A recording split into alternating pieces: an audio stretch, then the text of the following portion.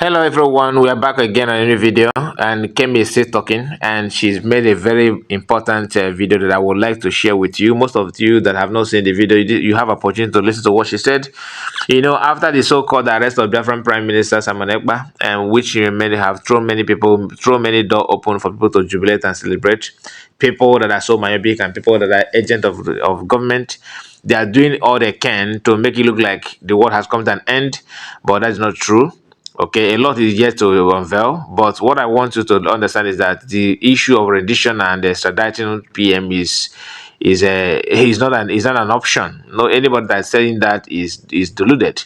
Then any of them that think that PM is in prison or have been prison, like Emeka Give, and the people are sharing that, even though their colleague also are saying different thing altogether. Any of them that are believing in that is dreaming. Now, sit at home after the so-called arrest or whatever they claim about Simon Ekpa, Biafran Prime Minister. Then come sit at home and people in Biafran land observe it with full chest. Okay, these are the people that are. Some of them were telling you that people are being forced to sit. Now that they have lost, any propaganda. They have lost any idea. They don't have anything to use to do further propaganda to justify all the lies that they have told you. All this while. Now, without wasting much of your time, let me allow Kemi to say what she wants to say because her video is very very informative. But before then, please like this video and share it. Subscribe if you're new. Thank you so much. I'll see you again on the next one. Bye bye for now, guys. Take care. The great journalist of Nigeria, Dr. Kemi, for Kemi Talks Media. It's Tuesday. Let's talk about Simon Ekpa in Finland and the latest going on in the southeast. Yesterday was Monday, and this will be the first Monday after Simon Ekpa's arrest. Well, the sit-at-home happened. It is news, but the mainstream media has suppressed it so that it can't be big news. It is big news because now Simon Ekpa is behind bars, and the people decided that they're going to stay at home. So who is really running the sit-at-home? All these false accusations on Mr. Ekpa is not showing itself. Many people in southwest Nigeria and the northern Nigerian pieces have not really grasped the whole idea of the sit-at-home, which is, to me as a journalist, a continued boycott of the incarceration of Nnamdi Kanu. The Southeast Nigerians are boycotting the fact that Kanu is still behind bars, so they decided every Monday nobody goes to work. Don't you know the Southeast Nigerians are the hardest working in this country? They're constantly working, day and night on things. Just go to River State and see it all. Or just go to Ibadan, where I'm from. At the end of the day, people don't want to know the truth, and I'll continue to tell the truth. Simon Ekpa is behind bars in Finland. Nothing new has come out of there. I will let you know if I get new information. But going to the Southeast, that they said he controls. Okay, sit at home, terrorism acts, all that, financing. It's not true. And when you look at Southeast Nigeria now, people didn't go out yesterday. Nobody went to work. The governors are not in charge of over there. All the governors in the past administration with Buhari and the ones now, none of them are doing much. Only the Ebonyi governor, Nwefiri, is the only one doing anything in Southeast Nigeria, Ebonyi State. Ebonyi is not having it. After all those killings that happened by herders and all that, Ebonyi is not having it. Peter and Bat, you're not doing enough for the people of Enugu. Because farmers got killed in Enugu this past week, coming from the farm. I'm not going to stop talking. These are people. They have a name. The faces of the victim must remain in the news. They must never be forgotten. Now let's go back to the whole sit-at-home thing.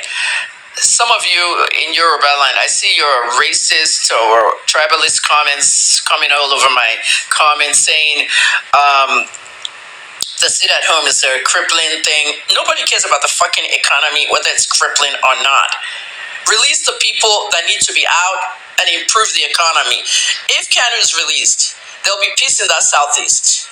And then the economy of the Southeast and the GDP of the Southeast will kind of really rise. You just don't know how the government works because you have somebody who doesn't know how government works in the national level. Tinubu can rule Nigerian states, but never a country.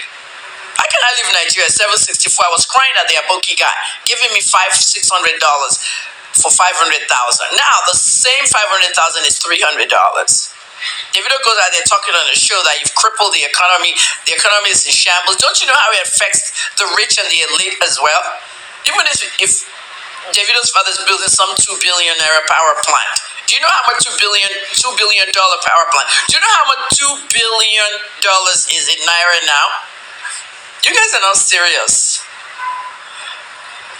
Simon Ekpa is not to blame for anything going on in the Southeast that has to do with terror. I don't work for Ekpa. I don't know him. I don't know his people. Okay, I'm just telling you what a journalist should be telling you, and they will not tell you. Well, let's talk about this whole economy thing. Some of you saying that sit at home is crippling and all that. I just want the stupid comments. They're boycotting the incarceration of their leader. The government doesn't want them to have a leader, let alone sit at home. Do you see First Bank, Access Bank, GT, all those banks? Do you see them open in the Southeast on Monday?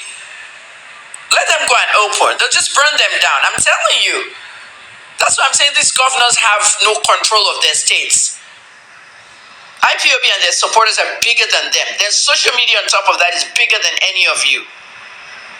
All that proscription that Buhari did was out of jealousy, anger, and selfishness. IPOB is not a terrorist group. President Buhari did that to give it global attention. Some people let me explain it this way. Some people have very powerful media and they'll use it to spread propaganda. Exactly. It's the same thing as government. Some government officials have this power and they'll use it to prescribe a group they don't like as a terrorist. So the global anti and counterterrorism, pages will have them up there. Look at America's counterterrorism page at the State Department. I'm a terrorism expert. When I broke the story about Mutalab's son in northern Nigeria, the chairman of First Bank's son, putting a bomb in his pants and getting on a plane in 2009. That was one of the biggest stories in my career. I went on CNN, Fox, everything, to talk about this whole issue with Mutalab and the bomb. I know about terrorism. I volunteered my time with the Toronto police and I worked in intelligence. So when the police was saying in Toronto that I helped them solve 13 murders, what is so hard to solve Mohbad's murder? I solved Mohbad's murder on the 30th of November 2023. And I tweeted who killed him, his wife.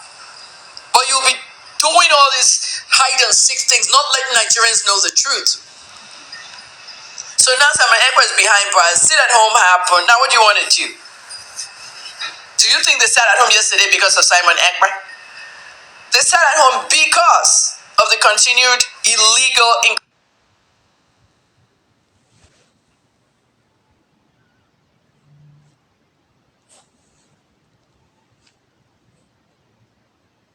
incarceration of Kanu. Ekpa has nothing to do with nothing. I'm really glad he's a Finnish citizen because if he was a Nigerian living in Finland, they would have tried their best to extradite him. Of course, anybody can fight extradition. What are you extraditing him for? Speak out, General Musa, Defense Headquarters. Speak out, Femi Oluyede, Nigerian Army, Chief of Army Staff. Abubakar, speak out, Air Force. Police. Dr. Ekpa can speak out. Speak about what happened in the Southeast yesterday. Sit at home. It happened. Was there any violence? No. And you're blaming Ekpa. You're all orgasmic in waiting for extradition. Speak about how the Nigerian armed forces, including police, are secretly killing Nigerians. I've been studying this thing for 10 years. Since 2014, the TIF, the Igbos. For the Yorubas who keep antagonizing everything on my page. Let me warn everybody in Yoruba land. Okay, there are people like Sunday Igboho who want to separate Yoruba land from Nigeria, just like the IPOB is trying to do the Biafra. Everybody go and study what happened in Namibia. And let's study what happened in Namibia.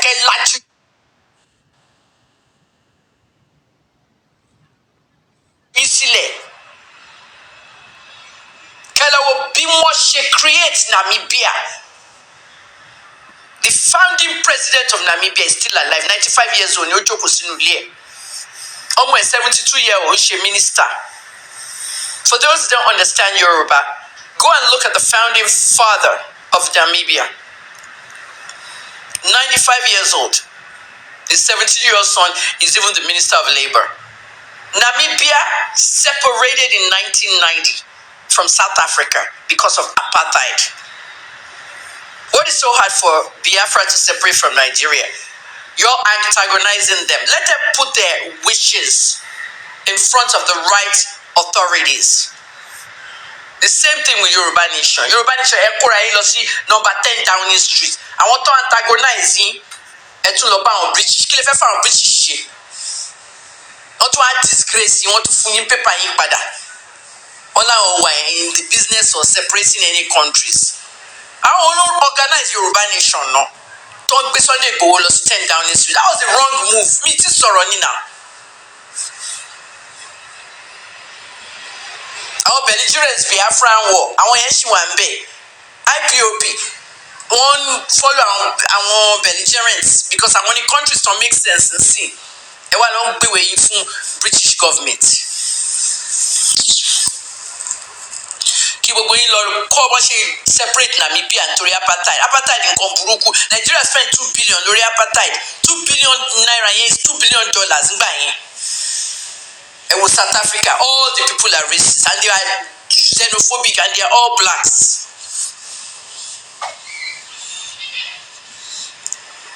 I'm 60 years old now. I'm tired.